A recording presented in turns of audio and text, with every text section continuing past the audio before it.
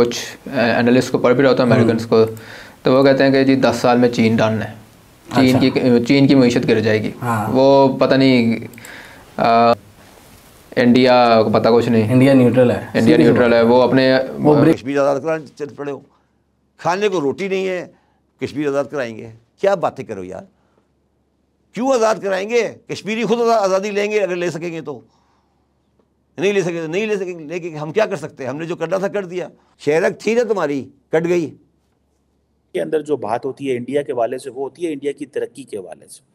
अभी रिसेंटली जो पाकिस्तान की चीफ मिनिस्टर बनी है नई, पंजाब की, नॉट पाकिस्तान की, पंजाब की जो चीफ मिनिस्टर बनी है मरियम नवाज, उन्होंने अपनी ओपनिंग स्टेटमेंट में ये कहा, उन्होंने कहा कि इंडिया देखे कितना आगे निकल। लेकिन अब चीन की ये चाल उस पर ही भारी पड़ती दिख रही है। दरअसल कर्ज देकर फंसाने वाले चीन के राष्ट्रपति शी जिनपिंग का dream project belt and road initiative भ्रष्टाचार में बुरी तरह से फंस। चाइनीज की इकोनॉमी के बारे में छापना क्राइम है, चाइनीज का डाटा रिपोर्ट करना क्राइम है। चाइनीज इकोनॉमी अच्छा नहीं कर रही, ये बोलना जो मैं बोल रहा हूँ, अगर ये वहां कोई बोले उसका सोशल मीडिया अटैच किया जाएगा, उसके एसेट्स को नेशनलाइज किया जाएगा और उसको जेल के अंदर डाला जाएगा।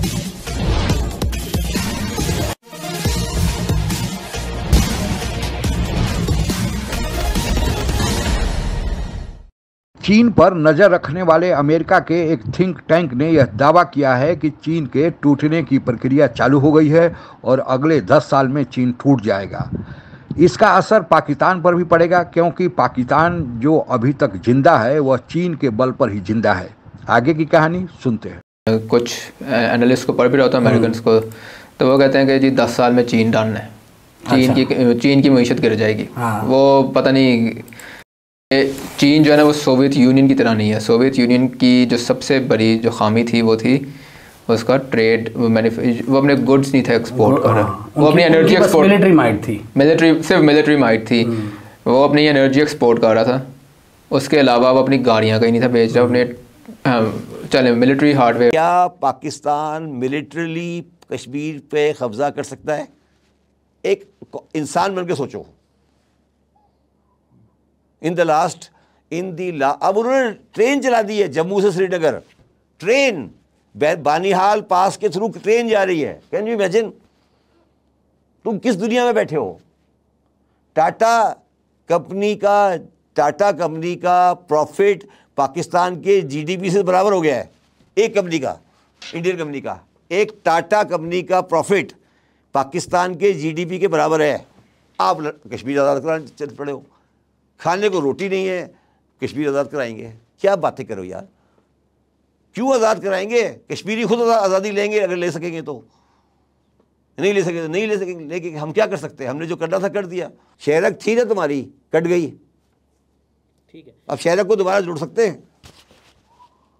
ठीक है, इस सवाल पर जो हमने बहस की, अब उसका हासिल मैं क्या समझूंगा? क्या हमें अपनी फ़ौजी ताकत को बढ़ाना चाहिए, कम रखना चाहिए, या इसको मेंटेन रखना चाहिए? हमें करना क्या चाहिए? पाकिस्तान की फ़ौजी ताकत का ज़ीरो बेस बजटिंग होनी चाहिए। ज़ीरो बेस मतलब? ज़ीरो बेस मतलब होता है कि आपकी रिक्वायरमेंट के हिसाब से क्या ज़रूरत है आपको, और वो आप रियलिस्टिकली करेंगे। इस बेस पे नहीं करेंगे कि मैंने कश्मीर फतह करना है।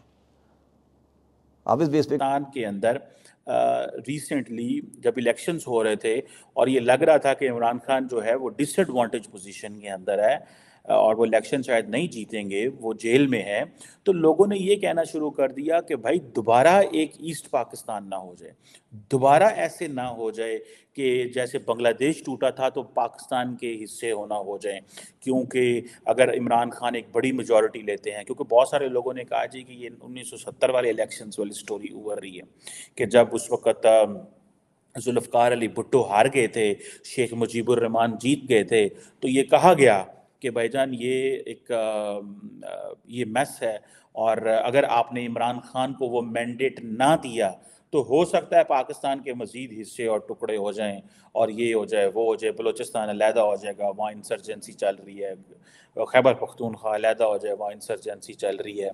किसी पॉलिटिकल लीडरशिप ने ऐसी स्टेटमेंट।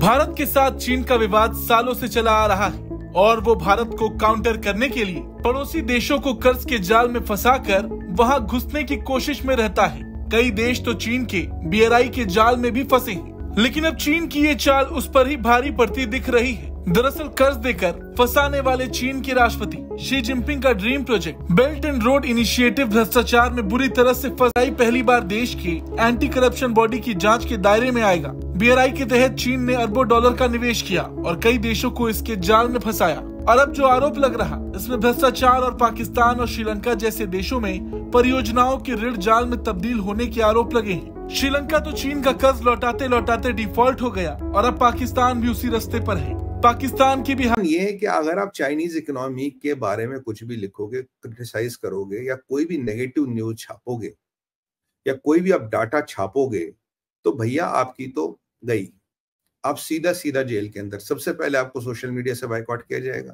आपका जो स्कोर है वो गिरेगा, तो मतलब आपको ट्रेन की टिकट, जहाज की टिकट नहीं मिलेगी। अगर आप किसी सरकारी सुविधा को चाहते हो वो नहीं मिलेगी, तो ट्रेन और जहाज की टिकटें मिलनी बंद हो जाएगी। आपकी जहां जहां फेशियल रिकॉग्निशन अब भी चलता वहां आपकी एंट्री बंद हो जाएगी। तो अब चाइनीज की इकोनॉमी के बारे में छापना क्राइम है, चाइनीज का डाटा रिपोर्ट करना क्राइम है। चाइनीज इकोनॉमी अच्छा नहीं कर रही ये बोलना जो मैं बोल रहा हूं, अगर ये वहां कोई बोले उसका सोशल मीडिया अटैच किया जाएगा, उसके एसेट्स को नेशनलाइज किया जाएगा और उसको जेल के अंदर डाला जाएगा। कोई वॉर नहीं हुई। आप जंग चाहते हो?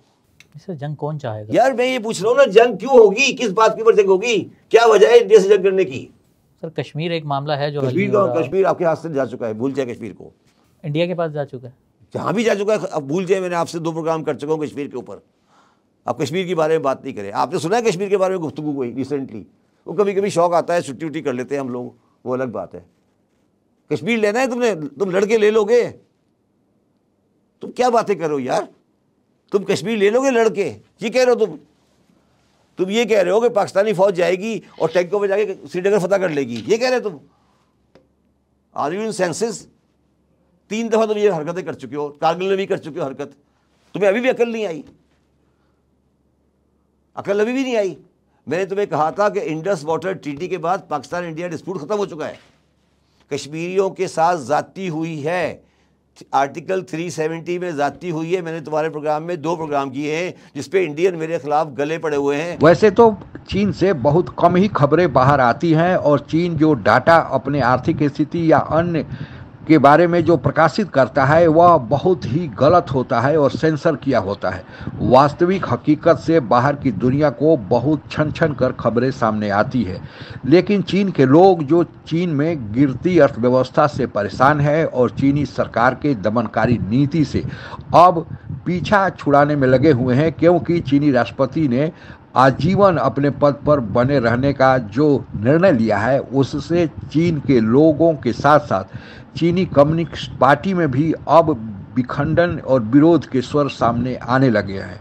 हालांकि शी जिनपिंग कोशिश कर रहे हैं कि इन खबरों को दबाया जाए और जो भी सोशल मीडिया पर चीन के बारे में लिखता है उसे भी पकड़कर जेल में बंद कर दिया जाता है। लेकिन चीन के बारे में जो एक बात तो तय है, जैसा कि अमेरिका थिंक टैंक ने 10 साल का समय दिया है, चीन की गिरती अर्थव्यवस्था और फिर जो भी चीन के आर्थिक व्यवस्था को सुधारने के लिए शी जिनपिंग को सलाह देता है, शी जिनपिंग को लगता है कि यह उनका दुश्मन है और वे किसी की सलाह नहीं मानते, बल्कि जो 4-6 लोगों की कटोरी जो अपने सामने बना रखा है उसी से वे सलाह लेते हैं। और चीन के राष्ट्रपति के बारे में भी कहा जा रहा है कि वे गंभीर बीमारी से जूझ रहे हैं।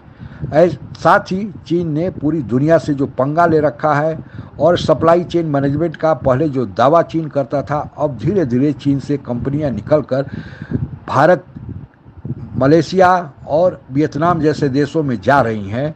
इससे लगता है कि चीन जिस आर्थिक बल पर दुनिया में अपनी धौंस जमाए हुए था, अब वह भी टूट के कगार पर है। और अगर चीन की आर्थिक अवस्था गड़बड़ाई और साथ ही पूरी दुनिया से पंगा ले रखा है तो चीन इतने बड़ी जनसंख्या को कैसे संभाल पाएगा, कैसे खिला पाएगा। आज के लिए बस इतना ही। जय हिंद। आप अगर हमसे जुड़ा रहना चाहते हैं तो कृपया मेरे चैनल को सब्सक्राइब करें तथा बेल आइकन भी दबा दें ताकि नई वीडियो की जानकारी तुरंत आप तक पहुंच जाए। धन्यवाद। जय हिंद।